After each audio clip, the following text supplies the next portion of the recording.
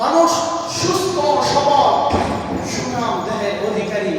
এই সময় দান সদকা করলে যেই পরিমাণ প্রতিদান, যেই পরিমাণ সওয়াব আজর পাবে, বলে মৃত্যুর সময় যখন ঘনিয়ে আসবে, যখন মালাকুল মউত দেখে ফেলবে, আত্মীয় স্বজন, আমার ছেলে, আমার মেয়ে, আমার পরিবার সকলেই যখন আমার সামনে উপবিষ্ট হবে, মৃত্যু সজ্জায় আমি সজ্জিত, তখন আমি বলতেছি আমার এই সম্পদগুলো অমুক অমুক অমুক জায়গায় দান করবে, অমুক অমুক জায়গায় এগুলো খরচ করবে।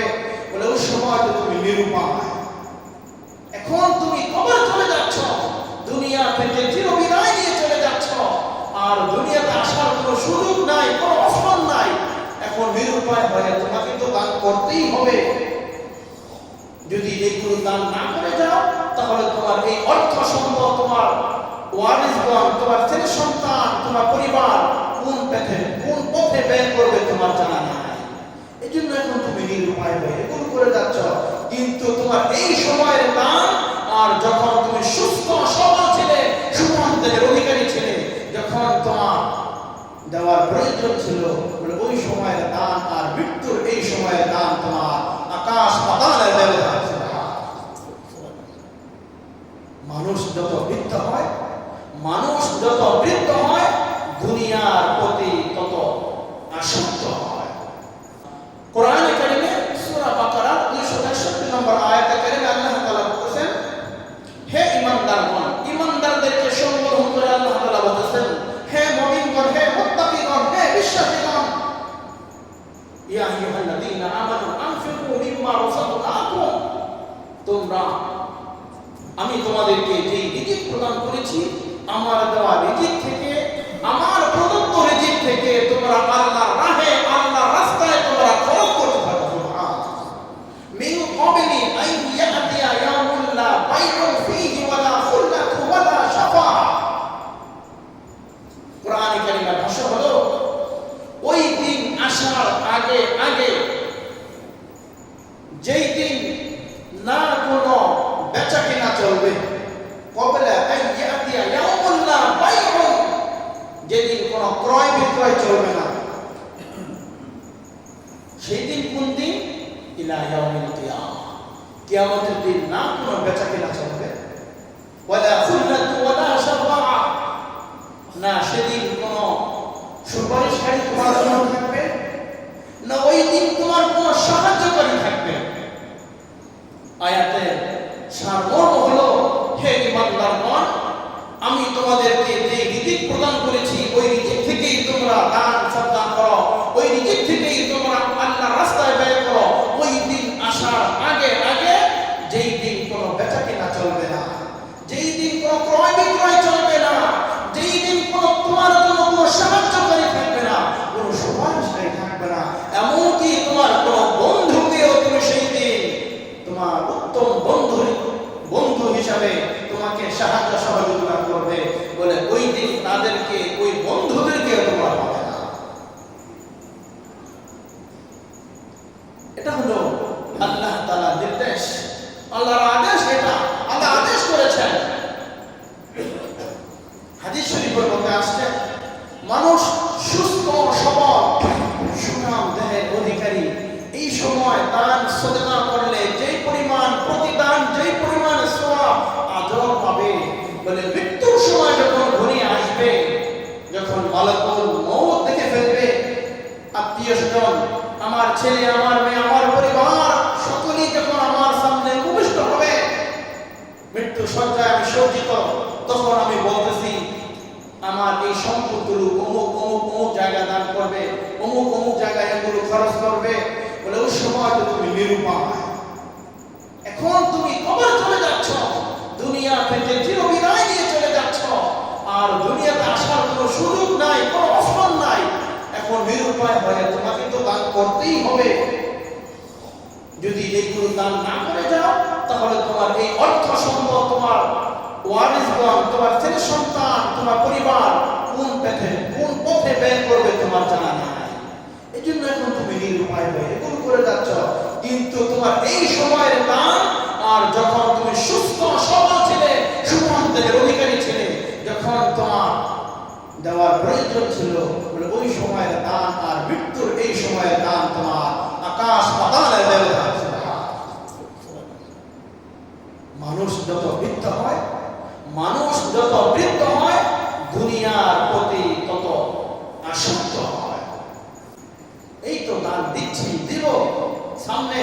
এগুলো কত ধরনের তাল বাহানা চলে থাকে।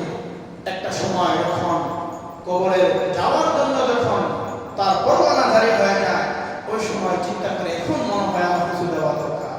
এজন্য আল্লাহ তাআলা বলেছেন, ইন্নামা আমওয়ালুকুম ওয়া আওলাদুকুম ফিতনাহ ওয়া আন্নাল্লাহা ইনদাহু আজরুন আযীম। ইন্নামা আমওয়ালুকুম ওয়া আওলাদুকুম ফিতনাহ, নিশ্চয়ই তোমাদের, ইন্নামা আমওয়ালুকুম তোমাদের অর্থ সম্পদ, তোমাদের ধন সম্পদ এবং তোমাদের সন্তান সন্ততি, এটা তোমাদের জন্য একটা পরীক্ষার সময়। তোমাদের ধন সম্পদ, অর্থ সম্পদ, সন্তানাদি, এটা তোমাদের জন্য একটা ফিতনা। এটা তোমাদেরকে আল্লাহ তাআলার রাস্তায় দান করা থেকে তোমাদেরকে বিরত রাখে। ওয়া আন্নাল্লাহা ইনদাহু আজরুন আযীম, এই মহা প্রতিদান তো রয়েছে, মহা পুরস্কার তো রয়েছে তোমার রবের দরবারে। সুবহানাল্লাহ। অন্য আয়াতে কারিমায় আল্লাহ তাআলা ঘোষণা করেছেন এভাবে, তোমাদের অর্থ সম্পদ, তোমাদের ধন সম্পদ এবং সন্তান সন্ততি তোমাদেরকে যেন আখিরাত ভুলে না দেয়, আখিরাত সম্পর্কে তোমাদেরকে যেন গাফিল না করে দেয়। ওয়া ইয়াফআল যালিকা ফাউলাইকা হুমুল খাসিরুন, যদি তোমরা তোমাদের সন্তান সন্ততি এবং পৃথিবীর ভালোবাসার মোহে পড়ে যদি রব্বে কারীমের থেকে গাফিল হয়ে যাও, উদাসীন হয়ে যাও, তাহলে মনে রাখবে ফাউলাইকা হুমুল খাসিরুন, তাহলে তারাই সবচেয়ে বেশি ক্ষতিগ্রস্ত হবে।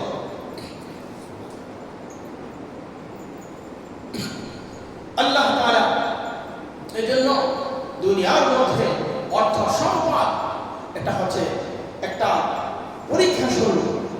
আল্লাহ তাআলা মানুষের দিল দেখে, অন্তর দেখে, যে বান্দাকে আমি অর্থ সম্পদ দিলাম, ধন সম্পদ দিলাম, দেখি তার দিলের কঠোরতা, তার দিলের সহানুভূতি, সহমর্মিতা, ভালোবাসা এটা কেমন, আমি আল্লাহর প্রতি তার কেমন মায়া মহব্বত ভালোবাসা, আমার হুকুমের কেমন গোলামি করে, আমার হুকুম কেমন বাস্তবায়ন করে, বলে এটা দেখার জন্য আমি বান্দাকে প্রাচুর্য দান করি, অধিক অর্থ সম্পদ দান করি। এরপরে আমি আল্লাহ বান্দাকে এগুলো দিয়ে আবার তাদেরকে আমি আল্লাহ পরীক্ষা করব, যে বান্দা এই পরীক্ষায় পাস করে। বড় কঠিন বিষয়। আল্লাহ রাব্বুল আলামিন কোরআনে কারিমে বলেছেন, লান তানালুল বিররা হাত্তা তুনফিকু মিম্মা তুহিব্বুন ওয়া মা তুনফিকু মিন শাইইন ফাইন্নাল্লাহা বিহি আলীম। আল্লাহ রাব্বুল আলামিন বলেন, তোমাদের মধ্যে কেউ ততক্ষণ পর্যন্ত পরিপূর্ণ সওয়াব অর্জন করতে পারবে না যতক্ষণ পর্যন্ত তোমাদের কাছে সবচেয়ে প্রিয় যে বস্তুটা, ওই বস্তুটাকে আল্লাহর রাস্তায় খরচ না করবে। তোমাদের মধ্যে কেউ ততক্ষণ পর্যন্ত পরিপূর্ণ সওয়াব উপার্জন করতে পারবে না, সওয়াব অর্জন করতে পারবে না, যতক্ষণ পর্যন্ত তার কাছে সবচেয়ে প্রিয় যে বস্তুটা আছে, ওই বস্তুটাকে আমি আল্লাহর রাস্তায় কুরবানি না করে, আমি আল্লাহর রাস্তায় ব্যয় না করে, আমি আল্লাহর রাস্তায় খরচ না করি। ইব্রাহিম আলাইহিস সালামকে আল্লাহ বলেছেন, ইব্রাহিম তোমার সবচেয়ে প্রিয় যে বস্তুটা, সেটাকে আমি আল্লাহর রাস্তায় কুরবানি করব।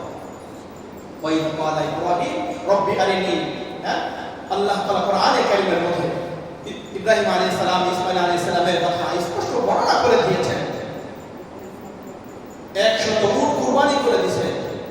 আল্লাহ বলে, ইব্রাহিম তারপরে রাতে একই স্বপ্ন, ইব্রাহিম তোমার সবচেয়ে প্রিয় বস্তু কুরবানি করো। ইব্রাহিম আলাইহিস সালাম আবার কুরবানি করে দিলেন। দ্বিতীয় দিন কুরবানি করার পর তৃতীয় দিন রাতে একই স্বপ্ন, হে ইব্রাহিম তোমার জীবনের সবচেয়ে প্রিয় যে বস্তুটা আছে, ইব্রাহিম তুমি সেই বস্তুটাকে তুমি কি করো? কুরবানি করো। রব্বি হাবলি মিনাস সালিহিন ফাবাশশারনাহু বিগুলামিন হালিম ফালাম্মা বালাগা মা'হু সা'য়া ক্বালা ইয়া বুনাইয়া ইন্নী আরা ফিল মানামি আন্নী আযবাহুকা ফানজুর মাযা তারা ক্বালা ইয়া আবাতি ফা'আল মা তু'মারু সাতাজিদুনি ইনশাআল্লাহু মিনাস সাবিরিন। 86 বছর বয়সে, কোন বর্ণনা 120 বছর বয়সে আল্লাহ তাআলা এক পুত্র সন্তান, এক সহনশীল এক সন্তানের সম্মান আল্লাহ ইব্রাহিমকে দিলেন। 120 বছরের সন্তান ইব্রাহিম মনে করতেছে আমার সবচেয়ে প্রিয় বস্তু হলো আমার কলিজার টুকরা সন্তান ইসমাঈল। যখন 8 বছর বয়সে উপনীত হয়েছে, আল্লাহ বলেন, ইব্রাহিম প্রিয় বস্তু কোনটা তুমি দেখো না, তুমি বোঝো না? তৃতীয় দিন স্বপ্নে দেখার পরে ইব্রাহিম আলাইহিস সালাম মনে করলেন আমার সবচেয়ে প্রিয় বস্তু হলো আমার কলিজার টুকরা সন্তান ইসমাঈল। ইসমাঈল ইন্নী আরা ফিল মানাম আন্নী আযবাহুকা ফানজুর মাযা তারা মাযা তুমা। ইব্রাহিম আমি দেখলাম স্বপ্নে আল্লাহ আমাকে দেখাইছে সবচেয়ে প্রিয় বস্তু কুরবানি করতে। ইব্রাহিম তুমি সবচেয়ে প্রিয়, তোমাকে কুরবানি করতে চাই। তুমি তোমার অভিমত কি, তোমার মতামত কি? যেমন বেটা তেমন পিতা ছিল। সুবহানাল্লাহ, যেমন পিতা তেমন পুত্র ছিল। আল্লাহু আকবার। ইয়া আবাতি ফাআল মা তুমার, হে আমার পিতা আপনাকে যে আদেশ করা হয়েছে, যে হুকুম করা হয়েছে, আপনি হুকুমকে বাস্তবায়ন করেন। ইনশাআল্লাহু মিনাস সাবিরিন, আল্লাহ চাহে তো আপনি আমাকে ধৈর্যশীলদের মধ্যে পাবেন। সুবহানাল্লাহ, এই কথা বলে নাই বাবা আপনি আমাকে ধৈর্যশীল পাবেন, নিজের কথা বলে না। আজকে তো দুনিয়ার মানুষ আমি আমি আমি আমি আমি কথা কথা আমাদের জীবন শেষ ধ্বংসের পথে। ইসমাঈল আলাইহিস সালাম বলেছেন সাতাজুদুনি ইনশাআল্লাহু মিনাস সাবিরিন। গোটা পৃথিবীতে যত সবর, যত ধৈর্যশীল সহনশীল আছে, সমস্ত ধৈর্যশীলদের মধ্যে আব্বা আপনি আমাকে পাবেন। আপনি আল্লাহর হুকুমের গোলামি বাস্তবায়ন করেন। আল্লাহ বলেন লান তানালুল বিররা হাত্তা তুনফিকু মিম্মা তুহিব্বুন ওয়া মা তুনফিকু মিন শাইইন ফাইন্নাল্লাহা বিহি আলীম। তোমরা ততক্ষণ পর্যন্ত পরিপূর্ণ সওয়াব অর্জন করতে পারবে না যতক্ষণ পর্যন্ত তোমাদের সবচেয়ে প্রিয় বস্তুটা আমি আল্লাহর রাস্তায় খরচ না করবে। আমাদের সবচেয়ে প্রিয় বস্তু কি বর্তমান? অর্থ সম্পদ। অর্থ সম্পদ আমাদের কাছে এখন সবচেয়ে প্রিয় বস্তু। এটার জন্য আজকে আমাদের দুনিয়াতে আজকে যত মারামারি, যত হানাহানি, যত ঝগড়া, যত ফাসাদ, সব কিছু একমাত্র এই অর্থ সম্পদের জন্য। আল্লাহ রাসূল সাল্লাল্লাহু আলাইহি ওয়াসাল্লাম বলেন ইন্না লিকুল্লি উম্মাতিন ফিতনা ওয়া ফিতনাতু উম্মাতিল মাল।